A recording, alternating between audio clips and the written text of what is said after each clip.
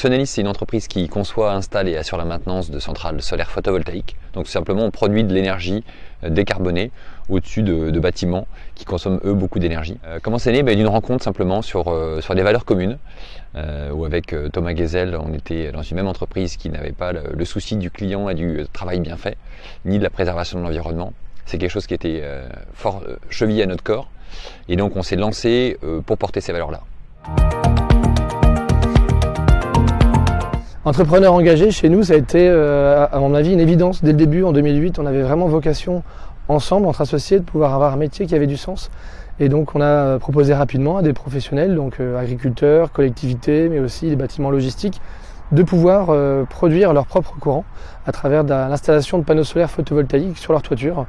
Donc soit en revendant le surplus, soit en autoconsommant une grosse partie pour leur permettre de baisser leur charge fixe, proposant à ce jour que des produits bas carbone ou Made in France.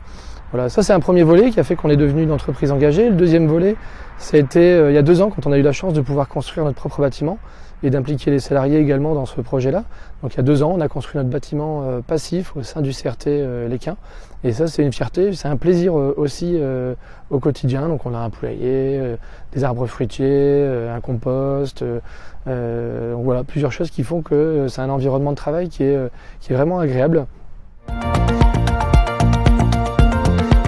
Il y a une personne qui m'a beaucoup inspiré et qui l'est toujours, c'est Emmanuel Druon, qui est le président de Pocheco, avec lequel j'ai vraiment démarré ma vie professionnelle et qui a été un premier entrepreneur à vraiment concilier le développement durable selon les 3 axes, à la fois social, économique et environnemental.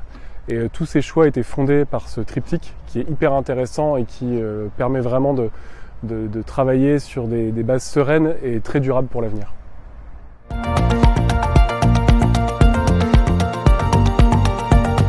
Le premier conseil que je donnerais déjà, c'est que ça lui parle, c'est que ce soit vraiment dans ses tripes qui porte ces valeurs-là. Ensuite, c'est d'oser y aller, parce que de toute façon, il n'y a que ça à faire. Et la dernière chose, c'est de ne rien lâcher. Voilà, on avance et on y va.